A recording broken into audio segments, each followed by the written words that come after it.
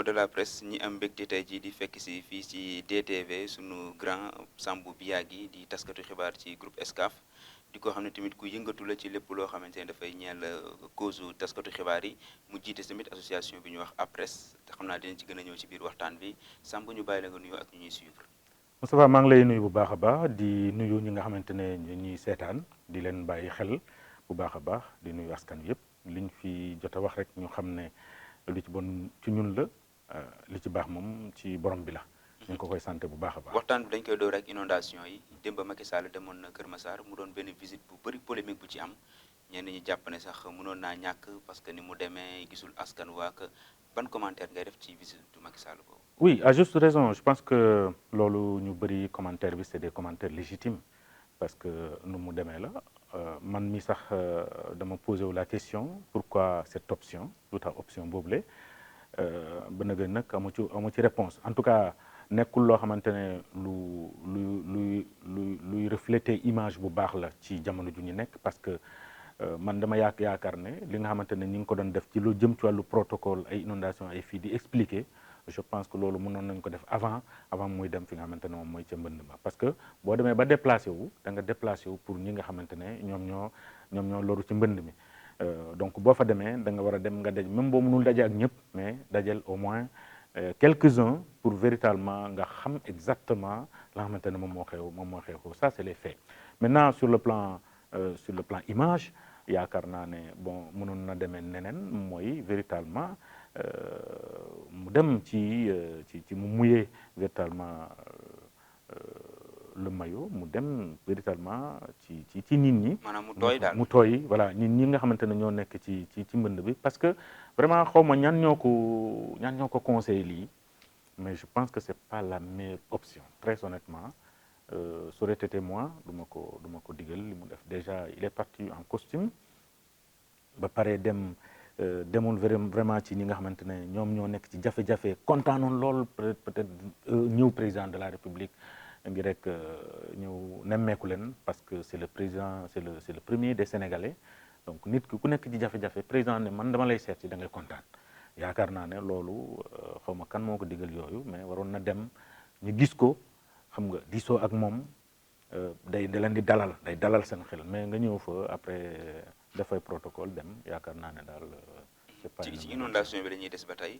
nee na dina annoncé na enveloppe bu 30 milliards njëkkoon na génnee 10 milliards plan Orsec ñu kii ko ñu déclenché ko ndax yaakaar nga ni loolu saafara la si pour inondation yi. oui une partie la ci saafara si mais warul yem foofu yaakaar naa ne li gën d'abord mooy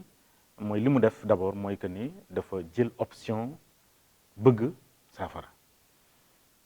maintenant dafa am loo xamante ne dama koy faral di wax mooy que ni dans la gestion des crises comme ça ce n'est pas l'autorité centrale moo ko mën a gérer population bi dafa am ku mu lié directement ku ñu am relation directement mooy c'est c'est le maire c'est les conseillers c'est les populations donc ñooñu dañu war a sentir seen bopp ci li nga xamante ne moom mooy le déroulement de certaines décisions yi nga xamante ne au niveau central ñu ngi koy jël parce que souvent damay faral di gis ne président de la République day jël dogal wàccee ko mais bu wàccee day dem la gestion c'est les gouverneurs les préfets en tout cas l'autorité administrative bi nga xamante moo nekk foofu alors que dafa war a wàcc à la base pour mu wàcc à la base il y a la collectivité territoriale dañ ko war a concerner quel que soit li nga xamante ne moom mooy seen défaut parce que c'est le premier contact de la population ñooñu dañoo war a jot toutes les informations nécessaires et également ñu participer ci gestion li nga xamante ne moom mooy crise boobu la bu wàccee ci kooku ci collectivité bi notamment au niveau de la mairie aussi daf ko war a wàccee au niveau des quartiers parce que au niveau des quartiers il y a ce qu'on appelle les délégués de quartier délégués de quartier ñoom tamit dañoo war a bokk ci li nga xamante ne moom mooy la gestion boobu délégué de quartier bu ñu ko jotee moom délégué de quartier moom tamit dafa am démembrement c'est notamment les mouvements qui sont dans les quartiers ñoom tamit ñu war a ñëw bokk ci li nga xamante ne moom mooy congestion donc ça va devenir une chaîne qui va permettre en tout cas à tout un chacun de pouvoir dérouler et que lépp lu ñuy def après population bi dina ci gis seen bopp mais bu fekkee ne day jógee ci kaw rek ñëw au niveau de l'administration centrale mu yem fa la population xamul nu mu demee donc du coup pour mu matérialiser wu dafay metti donc dañuy génne les moyens mais les moyens population bi day naan toujours bon ñun gisuñu en tout cas moyen xamuñ fan la dugg et à juste raison parce que tout simplement elle n'a pas été impliquée à la chose et qui également gisul impact bi nga xamante ne moom moo nekk sur le terrain parce que balaa impact bi am il faut moom mu dugal ci loxoom moom bu ci dugalu loxoom mënul am impact parce que moom moo xam li xew ci quartier moom moo xam li xew ci gox bi ce n'est pas le préfet ce n'est pas le sous-préfet et démb j'ai vu benn image boo xamante ne vraiment man boobu ça ne m'a pas du tout plu mooy bi ñuy expliquer le président de la République ñu naan ko la situation est favorable je pense que nañu bàyyi di nax le président de la République je pense qu'il faut dire toute la vérité au président de la République si on ne dit pas la vérité lu bëri dina des lu bëri du saafaraw te boo xoolee di dem situation bi nu mu demee di ngay xam ne toute la vérité n'a pas été dite. am na lu des.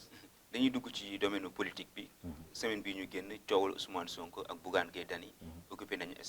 scène bi ku nekk jàpp ne kii wax na kii tontu ko ñoom ñaar ñu nekk ci opposition bi. noo gisee yooyu guerre bi am ci ñaari leader yooyu. Je pense que ce n'est pas d'abord bon pour l'opposition ça ne donne pas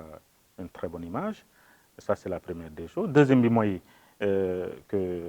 waruñu politiser la souffrance des populations. kon da ngay ànd ak Bougane li mu wax. waaw je suis parfaitement en phase avec Bougane waruñu politiquer en tout cas. la souffrance des populations kan nga jàpp ne moo ko politiquer ndax da nga gis ne dañ koy politiquer. dama jàpp ne dañ ko politiquer. par exemple ce n'est pas seulement Bougane wala Sonko wala kenn mais dama jàpp ne beaucoup de gens se sont déplacés vers la banlieue pour dem xooli souffrance ñi nga xamante ñoom ñoo loru ci mbënd mi te boo xoolee ñi ci bëri c'est des hommes politiques. Je suis d'accord c'est un élan de solidarité partager la souffrance des populations mais booy dem foofu dama jàpp ne bu fekkente ne yow da nga nekk ci benn niveau boo xamante ne ça te permet au moins nga bokk ci souffrance bi war nga mën a yóbbaale dara mais nga jóg sa kër en tant que responsable politique en tant que leader en tant que machin nga dem ba ci population bi tu n'as rien à leur dire bu dul def ay politique. mais buñ ko amul nag. mais buñ ko amul pour man c'est pas la peine parce que yow est-ce que sa dem foofu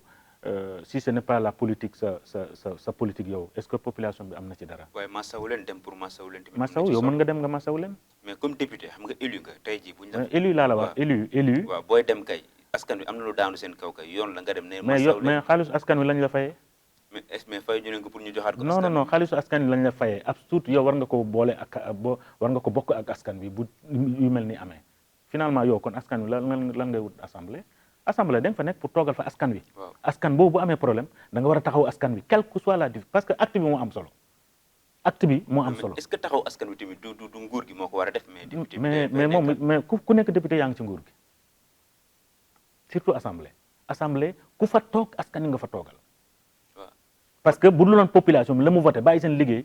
duñ la fa teg doo dem assemblée kon ku dem assemblée tey askan wi moo la yóbbu assemblée. askan bu la yóbbee assemblée askan woo bu amee problème même bu fekkente ne benn dërëm ngay jël nga ne leen dërëm laa yore dërëm laa dese mu ngi nii dama ko ci waaye ñoom ñoo assemblée joxu leen lu ñu jox askan wi. déggoo la ma xanaa fayeeku wuñu. waaw mais li ñuy fayeeku xam nga ku nekk da nga nekk ci parti politique. waaw li ngay fayeeku amaana xam nañ Sénégal ni mu demee amaana du la sax doy. Moustapha nga bëgg si taxawaat askan wi. Moustapha gis nga privilège bu ñu am ku nekk bëgg na am privilège boobu ku leen ko jox population moo leen ko jox je parle de tous les députés. population moo leen ko jox tey da ngay xool depuis mbënd mi bu mu commencé ba léegi Covid bu mu commencé ba léegi déggoo benn assemblée muy yëngatu ça c'est un sérieux problème dans un pays comme le Sénégal Covid bi ñëw ak lu mu indi muy pandémie ce n'est pas une épidémie. jóg nañ ba dem ba commencé. mais médecin après la mort on est la phase est la courbe est descendante moment boobu la ñuy jóg affaire mbënd mi kañ lañ jóg. barki démb lañ jóg je dis tout simplement c'est un échec au niveau de l'Assemblée nationale c'est un échec des députés à l'Assemblée nationale et je pense que taxawaay mënoon nekk neneen mënoon na mel neneen parce que encore une fois dama koy répéter je pense que ils sont députés parce que population bi moom moo leen fa teg le président de la République il est président de la République parce que askan wi leen fa teg donc ñoom ñëpp c'est des postes un peu mën naa wax ne des postes électifs ñëw rek toog da nga ñaan baatu askan wi jox la baat boobule ñun nga ne askan wi lii laa bëgg a def lii laa bëgg a def lii laa bëgg a def askan wi ne ah waaw ànd nañu ak yow kon ñu ngi lay jox suñu baat toogal ñu foofu ndax nga saafara suñuy jafe-jafe yaa ngi ni kon jafe-jafe am na yow toogoo assemblée ne kaay la ñu waxtaan kaay la ñu def lii kaay la ñu def lii yow jógoo yow en tant que député nga dem nga seeti ñi nga xam ne ñoom ñoo ci loru yóbbaale waaye ñëw rek taxaw ne man lii masaleen kon daal foog nga yóbbaale pour yow. pour man il faut nga yóbbaale. boo yóbbaale boo yóbbaale melal ni man ni yow ni sunu caméraman bi nga toog sa kër. déet ëpp naa toog parce que député nga. askan wi nekk si naqar kay. mais léegi loo koy wuti nga dem si masawu leen. waaye léegi loo koy wuti comme lañ def dem masawu leen. yow nga defe ne ñii soxla nañ ñëw rek nga ne leen masa ñi lor ci mbënd mi Moustapha dama bëgg nga dem nga teg sa tànk boo fa demee nga gis leen di nga xam ne ñii soxlawuñu kuy ñëw rek naan leen massa da ngay ñëw nga proposer la nga ne lii ak lii ak lii la ba pare nga génne leen d'abord ci situation koo xamante amul fu muy tegee mbana amul fenn fu muy tegee gaz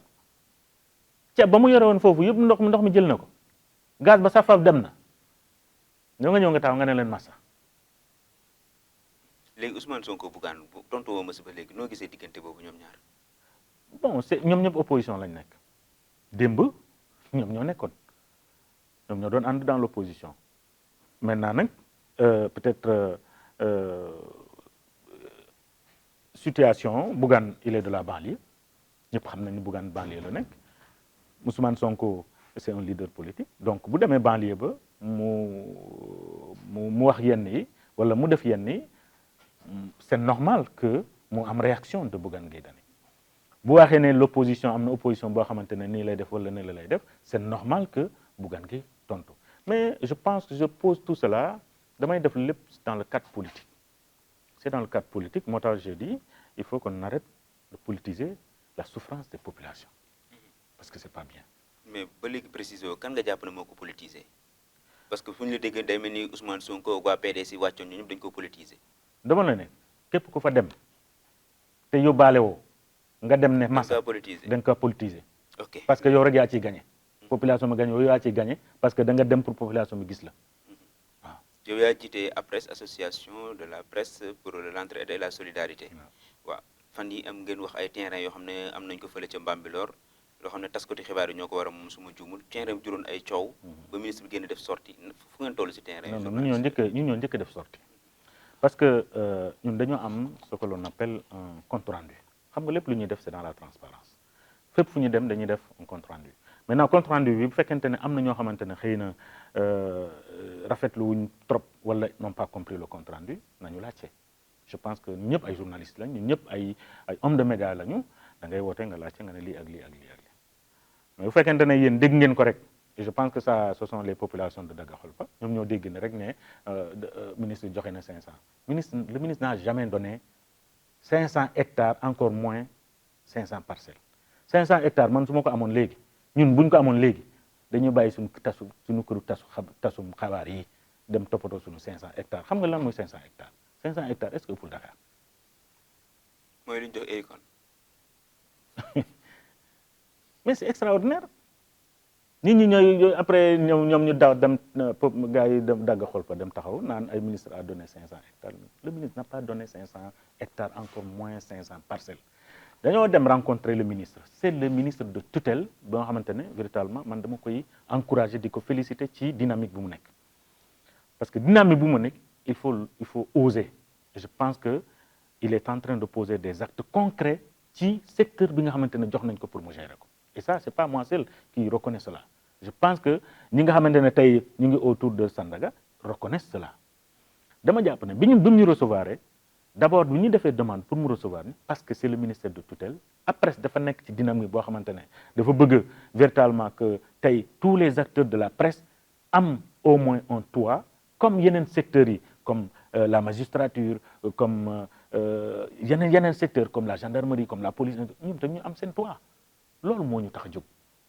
et mënoo dem te jéggi ministère de l'habitat ci lañ dem gis ko vraiment il nous a accueillis jox ñu ay conseils yu baax jox ñu ay orientation mu laaj ñu ñaata ngeen toll actuellement ni ñu ne ko fu mu toll ni ci inscription fu mu toll ñu ngi ci 370 et quelques mu ne supposons léegi nañ ko arrondir à 500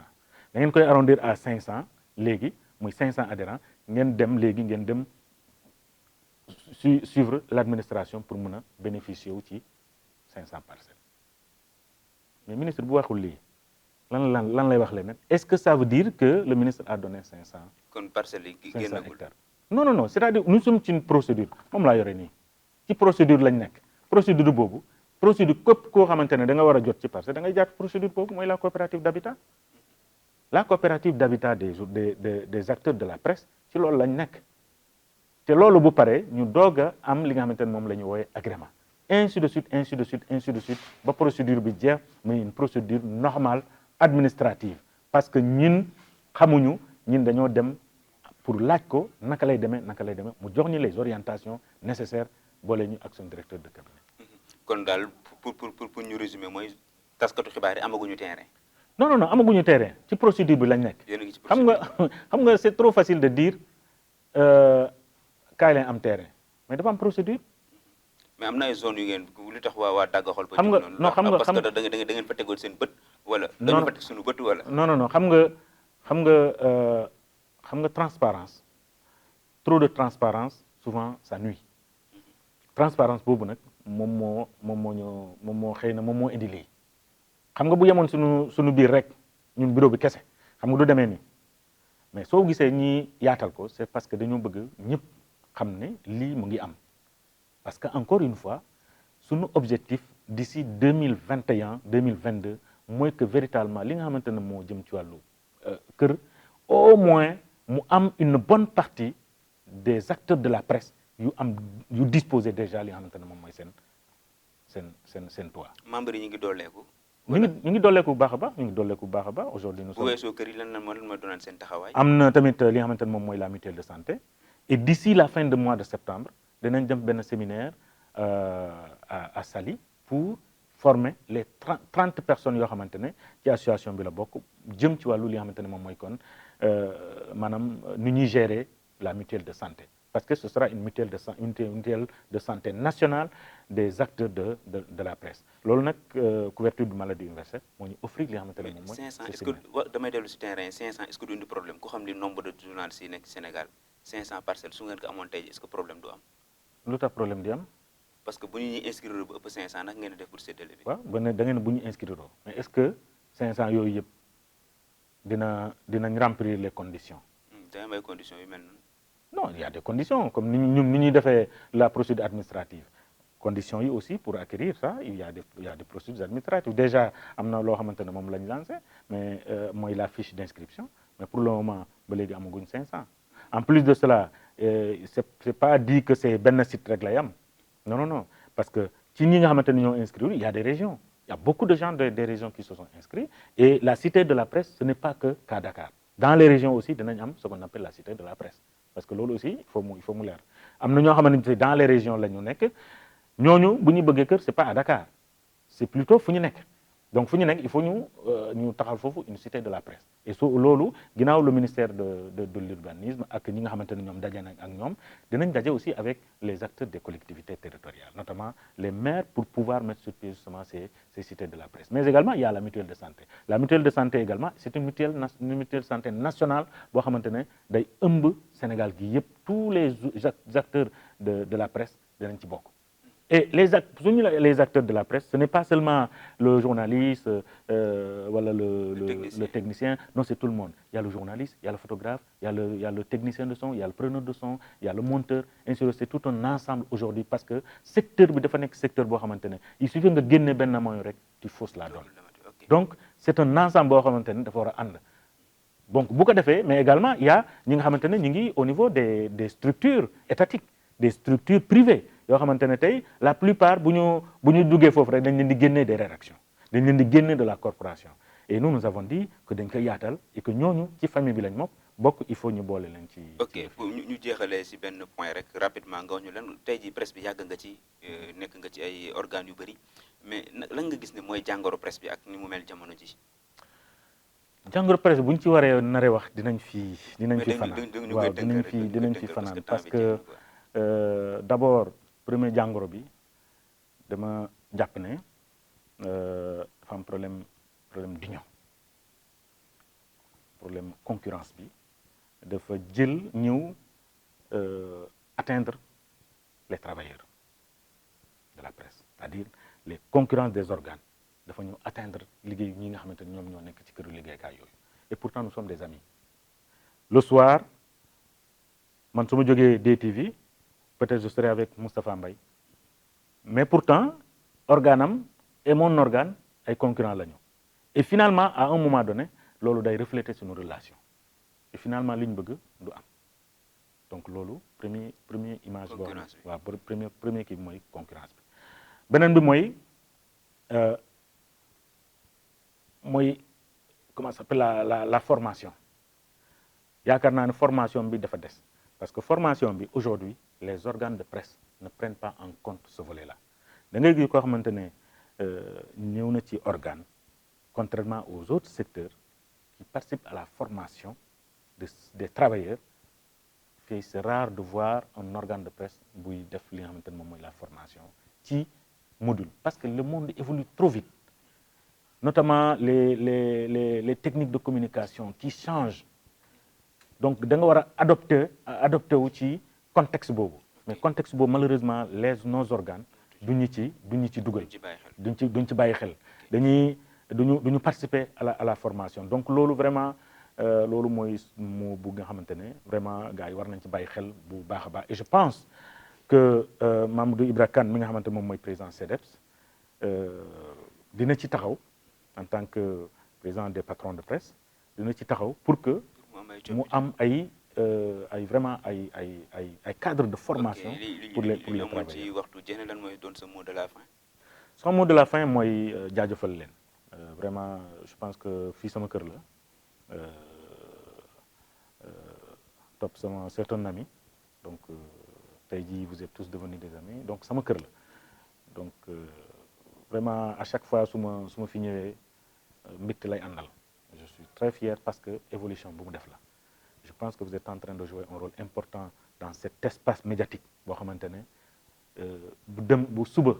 la ñu comprendre qu'est-ce que cet espace médiatique mooy notamment la presse en ligne. suba la ñu di ko comprendre, mais ñi nga xamante ne ñoom ñoo ci sérieux. Et je pense que Sunugal 24 est en train de faire un excellent travail dans ce cadre-là, mais également dans la production. C'est important parce que maa ngi gis liggéey bi nu muy demee, yemuñu rek ci tey ci li nga xamante ne moom mooy l'aspect information, l'aspect communication, mais il y a une autre ouverture qui permet aujourd'hui en tout cas à créer des emplois autour de la chose. Et ça, man en tant que président APRES man dama ci kontaan parce que tey il y a beaucoup de jeunes yoo xamante dañ leen former ci plusieurs secteurs, le montage, le journalisme, ainsi de suite, mais malheureusement dellu nañ bàyyi ñu ngi si tool ya di bàyyi. Mais donc bu ñu gisee ku mel nii Top mu ngi créer espace yu mel nii, ça permet en tout cas aux jeunes de travailler. Il faut applaudir. Et finalement j'appelle en tout cas à tous les acteurs de la presse de s'unir, mu nekk benn, bu ñu booloo rek dinañ sori. Et je pense que li ñu jot a sumb ci li nga xamante ne moom mooy vraiment projet, ñun ñëpp buñ ci àndee peut-être man du man la ñuy wax, mais ñëpp la ñuy wax, parce que kenn ku nekk da nga gis sa bopp. Et yaakaar na kenn ku nekk bu gisee sa bopp am na loo xamante ne du fi am. Xam nga keroog nga baal ma dafa am ku ma doon fàttali notamment le doyen Issa Sall mu ne la première liberté de la presse c'est ta propre liberté. Bu fekkente ne Moustapha yow dama la jox sama kër ma nekk sa bailleur, Moustapha fin du mois jot na def na 2 mois 3 mois fayoo ma, su ma ñëwee ma ne la ngay xëy ma dajeeg yow ma ne la Moustapha bu ngoonee dama lay indil huissier, da ngay am problème alors que yaa ngi xëy. boo xëyee boo dajee ak Top mu ne la Moustapha dama am information kaay nga bindal ma ko, ma jox la 200 000 francs, ma jox la 300 000 francs, Moustapha doo tardé da nga koy jël parce que tu veux régler ton problème, parce que tu veux payer ton loyer, parce que ton enfant est malade, parce que ta femme est malade, parce que mais loolu yëpp bu ñu ko régler, je pense que le journaliste sera libre bu nekkee un journaliste libre et je pense que ça va impacter sur organe de presse bu mu nekk ça va impacter ci corporation bi mais taxaw rek ñu naan liberté de la presse alors que cette presse là n'est pas libre chez elle. Je pense que ça pose ñu lay jaajëfal encore une fois. maa ngi wootee benn appel président de la République mu recevoir vraiment après pour que ñu wax ko li am bébét bi li am mooy vraiment jot na am nañ maison de la presse jot nañu am cité de la presse waaw. en tout cas ñu ngi la ci encouragé bu baax a baax gis nañ liggéey bu am solo bi nga ciy def même côté solidarité sax confrère ku ci am jafe-jafe da ngay gis nga dem fekki ji ko moo xam guddi la moo xam fu munti nekk nga am ci taxawaay bu rafet boo xam ne ñun ñu ngi koy gis ñuy jot information yi ñu la ciy remercier di la ciy félicité bu baax a baax nga gën a continuer ci lancé boobu rek ay référence ngeen ci ñun jeune génération bi dugg ci métier bi Sambou Biagui la woon moom lañ doon ànd ak yéen seen émission mots et mots de la presse jaa ngeen jëf ba beneen yoon.